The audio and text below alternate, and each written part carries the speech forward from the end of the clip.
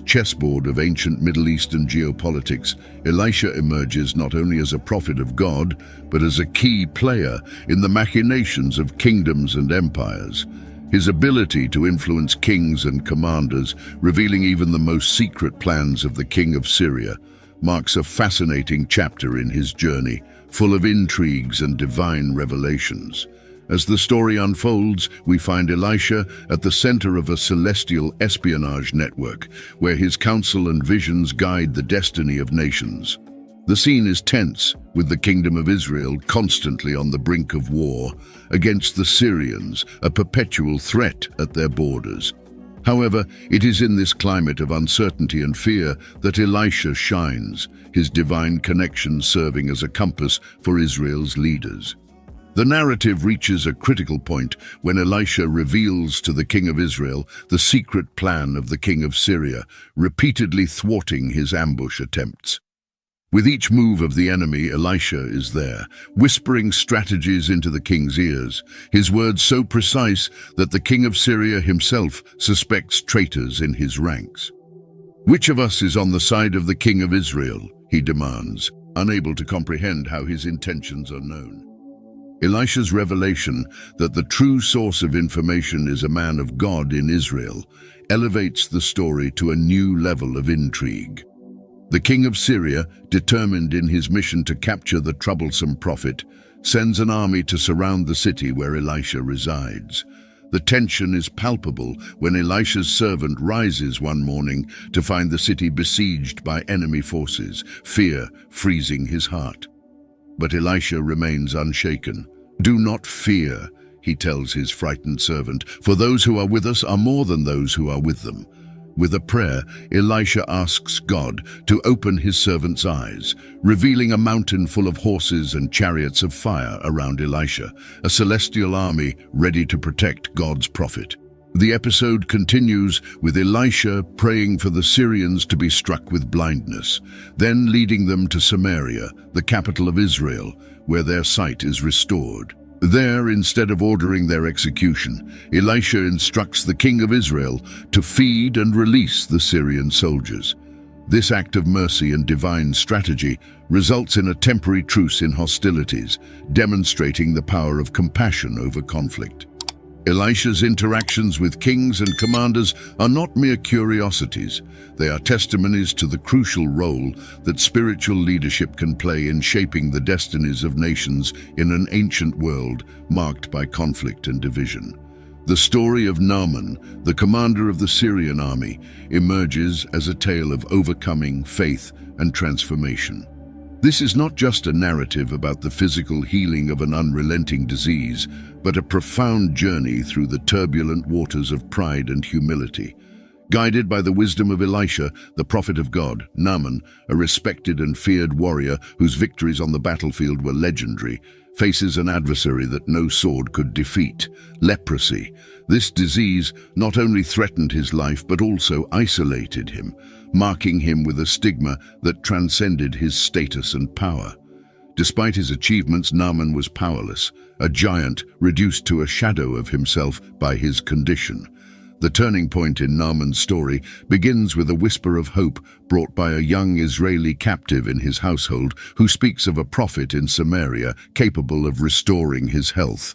Driven by desperation and the possibility of healing, Naaman embarks on his journey to Israel, bringing with him wealth and letters from the king of Syria, hoping to buy his cure. Upon arriving in Israel, Naaman is confronted not only with cultural and political differences, but with a challenge that goes to the core of his identity. Elisha, the prophet, does not greet him with pomp or ceremony. Instead, he sends a messenger with simple instructions. "Go and wash 7 times in the Jordan, and your flesh will be restored, and you will be clean." The simplicity of the cure insults Naaman's pride. He expected rituals, direct attention from the prophet, something befitting his status. The idea of bathing in the Jordan, a river he considered inferior to the rivers of his own land, wounds his pride.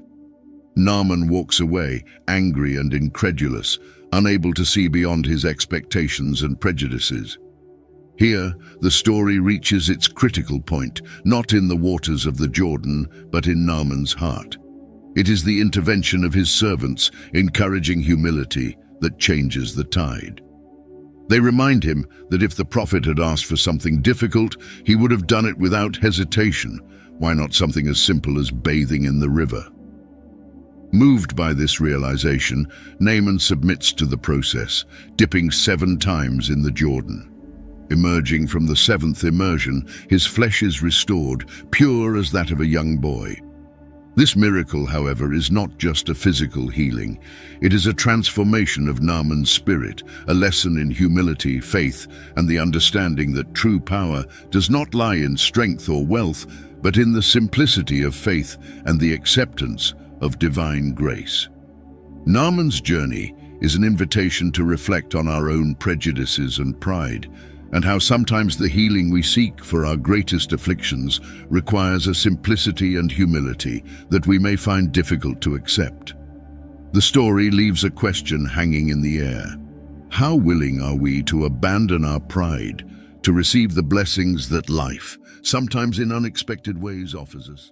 In a world where actions are guided by both faith and human fallibility, the story of Gehazi, the servant of Elisha, unfolds as a cautionary tale against greed and dishonesty. This is not just an isolated episode in one man's life, but a mirror reflecting the temptations we all face and the inherent consequences of straying from the path of righteousness. Gehazi, who witnessed the miracles and humility of his master Elisha, found himself confronted with a temptation he could not resist. The story reaches a critical point after the healing of Naaman, the Syrian commander, from leprosy. Naaman, overflowing with gratitude, offers Elisha valuable gifts, an offer refused by the prophet, who understood that true healing comes from God and cannot be compensated with material goods. However, Gehazi saw in this refusal not an act of integrity, but a missed opportunity. Driven by greed, he secretly follows Naaman, weaving a lie about Elisha having changed his mind and requesting a portion of the gifts for imaginary visitors. Naaman, unsuspecting of the deceit, generously grants Gehazi more than he asked for. Upon returning, Gehazi hides the fruits of his greed, but what he cannot hide is the truth of his actions before Elisha. The prophet, endowed with divine insight, confronts Gehazi not only with his lies, but also with the consequences of his actions. The leprosy that once afflicted Naaman now takes hold of Gehazi, a visible sign of his inner corruption and a physical reminder of the gravity of his sins. This turn of events is more than a punishment. It is a lesson about the values that shape our lives and the choices that define our character. Gehazi's greed, in contrast to Elisha's generosity and faith, reveals a fundamental human flaw, the desire for material gain above spiritual and moral values. Gehazi's fall is a moment of deep reflection in an age where the temptation of greed disguises itself in numerous ways. The story resonates with the enduring truth that wrong choices bring lasting consequences. Gehazi's leprosy is not just a divine punishment, but a reminder of the importance of living a life marked by honesty, integrity, and an unwavering commitment to goodness. In a world full of challenges and uncertainties, the life of the prophet Elisha serves as a beacon of hope, illuminating the truth that no request is too small, no problem too insignificant for the compassionate gaze of God. Among the many chapters that compose his extraordinary journey, the smaller miracles performed by Elisha resonate with a profound message about divine care and the subtle yet powerful life lessons. Our story unfolds in the simplicity of everyday life, where Elisha, surrounded by his disciples, faces challenges that, at first glance, may seem trivial, but reveal the depths of divine providence and mercy. First, there is the incident of the deadly stew, a meal prepared with good intentions but inadvertently poisoned by wild herbs. As panic sets in among the men who begin to eat, Elisha's calm and confidence emerge as an anchor. With a handful of flour, he neutralizes the poison, transforming the deadly stew into a nourishing meal. This act, though it may seem modest, carries the powerful reminder that God cares about our most basic needs and is always ready to save us from visible and invisible threats.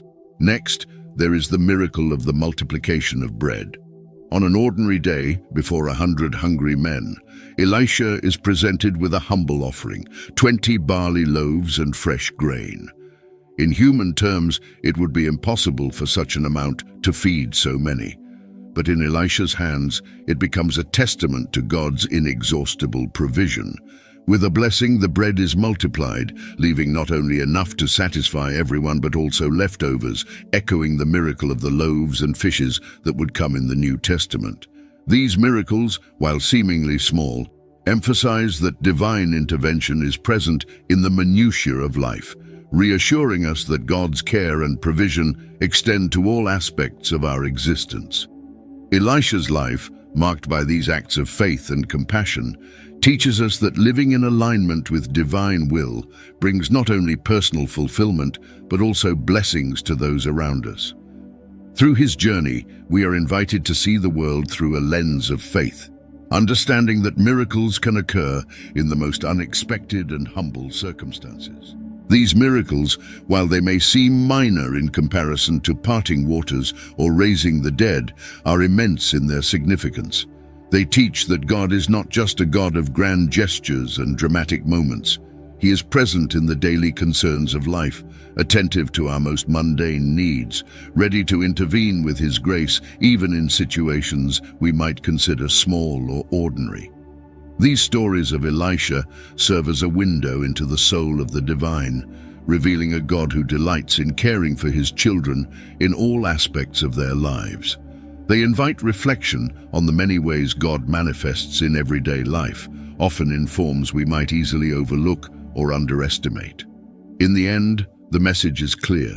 No problem is too small for God, and His presence and care permeate all aspects of our existence, offering not only sustenance and security, but also unwavering love and compassion.